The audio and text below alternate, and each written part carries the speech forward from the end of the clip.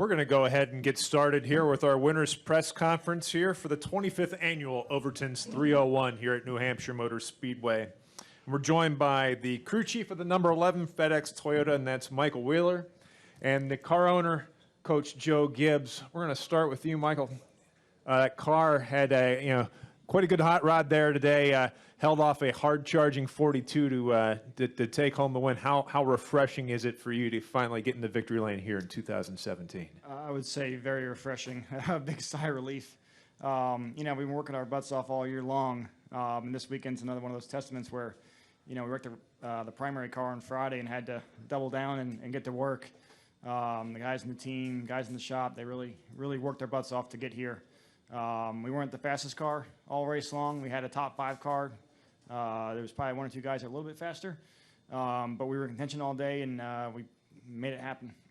Coach, you've talked about several times in professional sports where you have the highs of the highs and the lows of the lows, and you've been coming up from the bottom this year. Talk about finally getting over the hump and reaching victory lane in 2000. Well, I think that's true. Pro sports, the thing you learn, it's so hard.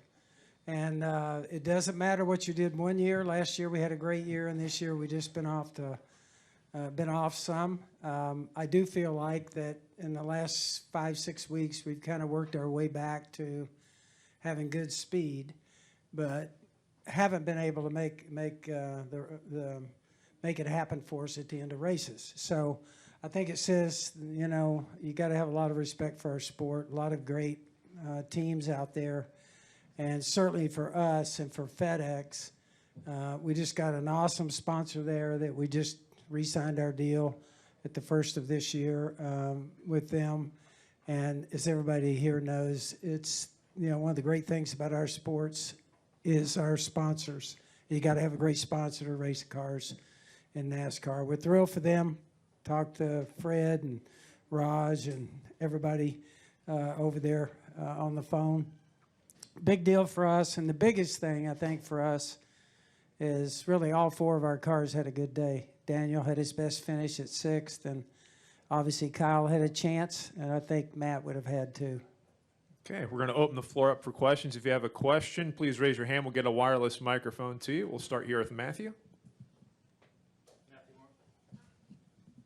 Matthew Warners with Race Pro Weekly. Mike, I know you're from Long Island, but this must feel like a home win to you. Yeah, a little bit. I actually didn't realize until Ricky asked me in the victory lane about being a home track. It's one of the closest tracks I got to home. Raced here before you started paying me, which was good. I had to pay my way in here type of deal. Race modifieds here and all that kind of stuff. So yeah, I didn't really quite realize it, but there's probably most of my closest friends are in this area. Hung out with a guy last night that I used to race late models with. So definitely part of me, was very happy for that part of it. Honestly, I was so happy that we got JGR a win, got Toyota a win, got FedEx a win, got an 11 car a win, that I didn't even think about how the ties to being close to home, but obviously, yeah, a little something special here. We're going to go upstairs to the press box for a question. It's Nick Stoico with the Concord Monitor for Coach Gibbs. Historically, so your team's done well here in New Hampshire. Can you talk about what you like about this track and your thoughts on the playoffs no longer coming through here starting next year? Well, actually, we love coming to Loudon. For whatever reason, this has been a favorite place for our drivers, crew chiefs. Denny, if you picked the racetrack, it would probably be here in Loudon where he would like to have his final race at. And we certainly, anything about this place has been good for us. Matt has done a good job and won here, Kyle. So I think for our whole team, we like coming here, and not only for the racing, but also for our sponsors. We have huge hospitalities when we come here. It's Northeast. A lot of our biggest sponsors this morning, I made the rounds talking to everybody. They love racing in this part of the country. It's a big deal for us. It's a big deal for all of us. Toyota, our partner, talked to Bob, talked to Ed, David's here, all the players for Toyota. This is a big part of the country. It's a thrill for us. And for whatever reason, we've just done well here. We like it here, and all of our drivers have a confidence about it. Okay, we're going to come back downstairs to Jim and then to Jerry. Jim, please. Jim Utter, motorsport.com for Mike, and I have one question for Coach. Kyle was in here on Friday and talked about how it's been somewhat frustrating to watch what the 78 has done when they're using a lot of the same stuff that you guys are doing. Do you feel, how do you view it? Do you feel it as you're trying to catch up to them, or do you feel like you have the tools, you've had the tools that you can produce victories like this, you just had to utilize them in the right way? Yeah, there's moments when you're frustrated, and there's moments you're actually motivated. They've been a great car for the last few years before they were with us, and now that they're with us, they're better. But at the same point, we've learned stuff from them too. Watching them, seeing how they're doing, and they're beating the field, not just us. So when they beat us and they beat the field, it's like, okay, they're the best car. You know, we've been getting closer and closer. You know, if they won last week, we finished top 5. There's no shame in that. It's made us all work a little harder and made us realize what's most important. We're getting better every week, and I'm really happy about that. As much as we're climbing the hill, fortunately, we're starting to peak at the right time, and I think come playoff time, we'll be right there. And for Coach, you mentioned Daniel earlier. You've had a lot of upheaval with Carl's departure, but he's had even more than expected with having been changed crew chiefs. He seems to be kind of hitting his stride now. I wondered if you could just talk a little bit about how you feel his development is right now. Yeah, I think Daniel, for his first go-around and being at some of these tracks for the very first time, he showed a real patience in most of his races if you watch him. And then towards the end of the race, he seems to start moving forward, and that's what he did today. Yeah, so I think as a rookie season, you know, every week is a different week for him, and I think he's learning a lot. And so it's just a work in progress. I thought today was a huge deal for him to be able to finish 6th out there. This place is tough, and it's a hard racetrack to get around. I thought it said a lot about him. Before we continue on here, let me introduce our champion of today's race, Denny Hamlin, driver of the number 11 FedEx Office Toyota. Today was Denny's 30th Monster Energy NASCAR Cup Series win and 3rd here at New Hampshire Motor Speedway. Denny, I have to ask you, what is it about New Hampshire Motor Speedway that brings out the best in you and your race team? You know, it just seems like the flat track, short track program has been pretty good for us this year. We ran really well at Richmond. We ran really well at Phoenix, and obviously ran pretty well here today. So we executed nicely, made no mistakes, and you know, capitalized when other guys faltered a little bit, and you know, just did everything right to win the race. Okay, we're going to continue on here. We'll go to Jerry and then to Matthew. Jerry Jordan, KickingTheTires.net. First for Coach, Kyle was up front, obviously Denny up front, Matt was up front, and Daniel was battling like crazy out there. Can you comment on your team overall, and did you think, which one did you think would get to victory lane today? Well, I think first of all, for all of our guys, we got off to a slow start this year. And I think the thing I'd like to say most about our entire group there, nobody ever, you know, were pointing fingers or anything. Everybody said, we just got to go to work. And I think our guys back home working on the cars took it the same way. And I think everybody's been working extremely hard. And I'm hoping what's happening now is we're starting to hit our stride and get better and better down the stretch. That would be a big deal for us. I mentioned everybody back home working hard. I want to say thanks to everybody back there, JD at home and everybody. But I'm hoping that this gets us going in the right direction. And also for Denny, your win today, the first of the JGR teammates. Jordan was up on the box happy. This has got to be an emotional moment for you too, getting this win and making sure that you're in the playoffs. Yeah, you know, we were positioning ourselves pretty good in the regular season points to try to get in the playoffs, but obviously this is a bonus to lock yourself in. Kind of gives you that sense of security if you do have a bad day or two between now and the playoffs. But we're trying to work our way up in the regular season standings as high as you can. You get bonus points the higher up you are. So, you know, really that's the whole point of this whole stage and format is that, you know, it creates no off weekends. And so we've been treating every week as if it's, you know, a playoff race, and giving it all we got. So we've been steadily getting better as the summer has went on, and we need to continue to stay on that trend of getting better. Go next to Matthew. Matthew Winters with Race Pro Weekly. Coach Gibbs, I wanted to ask you, I know with Matt's departure at the end of the year, it's got to be heartbreaking. Matt has given you guys a lot of success, and with Eric coming into the future. And Denny, I wanted to ask you, what did you think about the VHT surface today on the track?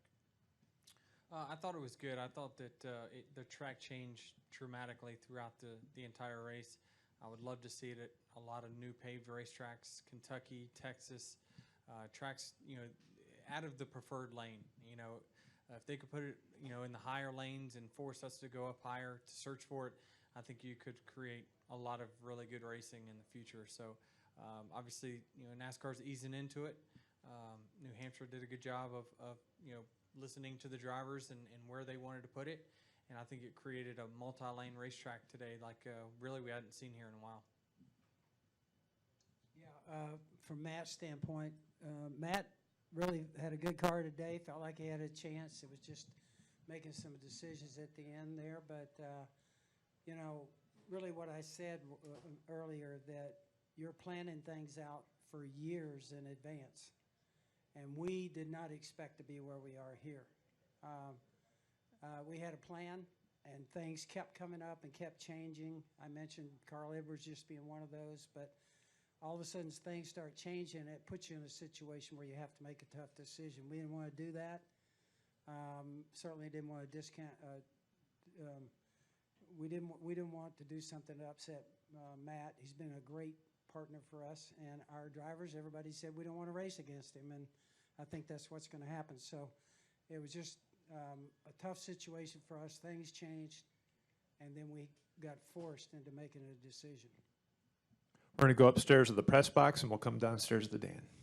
Reed Spencer with NASCAR Wire Service. Denny, I think Wheels used the term relief twice in describing his feeling after the race. Your feeling, is it more elation or is it more relief? Is it as a big load of stress just got lifted off your shoulders? Yeah, a little bit of that for sure. But I'm not going to think that it fixed everything either. I still think that we have some work to do to be, guys that contend for a win every single week. We're getting there. We really, really are getting there. But, we still have some work to do. Today was just a bonus. We got some bonus points. It was a good points day overall, and we got another victory. So all good things. But really, when it comes to Monday, we'll go to work on our next racetrack. Go next to Dan, and then to Nate. Dan Gelson, Associated Press. Danny, what do you feel about the changes that have undergone in Joe Gibbs this year, next year, and how does it change your role off the track as maybe a bigger leader or things like that, mentor thing? Yeah, I mean, I've been around the longest. I've seen people come and go, and I've been feel like a good teammate to all my teammates. I like the dynamic that we had 2 years ago. I like the dynamic we have now, and I like the dynamic we're going to have next year. So we can adapt. Joe Gibbs Racing itself can adapt. We have some young talent that's coming in that's going to be very good and going to be the future. They're going to be there long after I'm gone, and they'll be the team leaders. So you just try to set an example for them. Show the work ethic that it takes to be a winner on a weekly basis, and hopefully they that infectious type atmosphere bleeds into them, and they lead the team after we're gone. Go to Nate, then to Jim. Nate Ryan, NBC Sports. Question for Coach. Another frustrating day for Kyle. A couple of speeding penalties after he led a lot of laps. Next year marks a year since his last victory, but it also marks he's the two-time defending winner of the Brickyard. Where do you think things stand for Kyle on that team right now? I actually think Kyle, he's had a chance to win maybe 8 times. And so I think the encouraging thing there, and I heard him say it in an interview today, is that he feels like we're fast. We have the ability to win. He said that's a lot better than being in a situation where you're running 10th, I think is what he said. So, you hate it when something comes up like it did today, but we know that's part of our sport. And Kyle's going to become roaring back from that. I think he feels like each and every weekend he's got a chance. And so I know that's kind of the way he looks at things. Jim? Jim Utter, motorsport.com. For Denny, I asked this of Wheels earlier. Kyle, when he was in here Friday, said that it was kind of frustrating to look at the 78 and how they run, knowing that they're using the same stuff you guys are. Mike talked about how it was sometimes frustrating, but also kind of using it as motivation. I just wondered how you've looked at it. Yeah, I mean, there's moments of frustration, but you also got to look at it as, they're setting the bar each and every week for speed. So it's making me become better. So regardless of what goes on with the cars and whether they're same or exact same or not the exact same, I know that he's doing things inside the car that's making him better, and I'm able to see that now through data, and it's making me better. So I don't have any animosity towards those guys whatsoever. They're teaching us a lesson most weeks, but we're going to school on it. I mean, we're continuing to get better. I feel like we've closed the gap a little bit, but overall, I mean, we are one Toyota team, so it's important that we all run well. And on weeks where they dominate, it's up to us to look at the notes and look at the video and look at the data and say, how can we get there? So I'm relatively pretty proud of what that team's accomplished so far this year. Any additional questions for our race-winning team? Matthew? Question for all three of you. What makes Joe Gibbs Racing so successful at this track, especially at this track? Well, I think it probably started with Tony Stewart many, many years ago. I watched him many times get around this racetrack, and the track's changed a lot over the years. The cars have changed, but just kind of being a student to the game and seeing what all he's done. And he was a great leader, and really, I think when I got to drive his car at Richmond in my rookie year during a test and kind of felt what he thought was a good short track package, I just kind of levitated to that ever since I got in a race car on a short track, and I think it's raised all of our games. Really the short tracks and flat tracks weren't really Kyle's forte. We worked together so much now over the last few years. It's he's really good, if not exceeded where I'm at. Matt's came in and been dominant at this racetrack, and so we look at him and look at his notes, and so I think it's just kind of a feeding off of all the good things that have happened here, and everyone's just working off of that and getting better.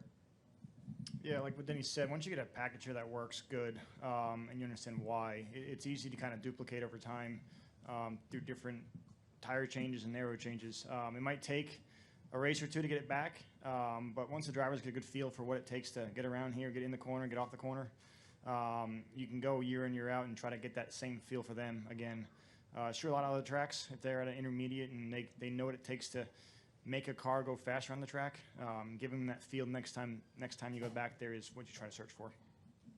Yeah, I think it's just total team for us. These guys are the key because you got to have great drivers and great crew chiefs, but also the guys back home, our technical people work extremely hard. And so it takes all of that in this sport. It's hard to do. And so you got to enjoy each and every one of these wins because they're hard to come by. This year's a good example. Go next to Jerry, and then we'll close it out with Dan. Jerry Jordan, Kicking the Tires on that and PRN again. Denny, real quick, next week is Indy. Your thoughts on going into that track? Well, as a race team, we've been pretty successful there over the last few years. The Kyle's 1 or 2 years in a row, and so we tested there and felt like we had a package that was pretty comfortable. So we'll kind of lean on that, and I look forward to it. I mean, it's one of the biggest events that we have all year is going to Indy. Everyone, when they go there, they bring the best of the best, the best motors, best cars. And so it's kind of a showcase, I think, for the teams as much as it is for the drivers. It's also the 2-day weekend. Does that play any for you guys at all? Hallelujah. Dan? Denny, what happened out there with the lobster? And what are you going to do with the lobster? I'm not going to do anything with it. I've seen it and touched it for the last time. I have a lobster phobia. I don't know why. I just don't like them. I cannot eat dinner if someone beside me is eating lobster. I can't look at it. And so, as far as I'm concerned, they need to put it back in the water and let it live. Well, we do know there will be no seafood served on the plane this evening. But, gentlemen, congratulations on the great victory today, and good luck next week in Thanks. Indianapolis.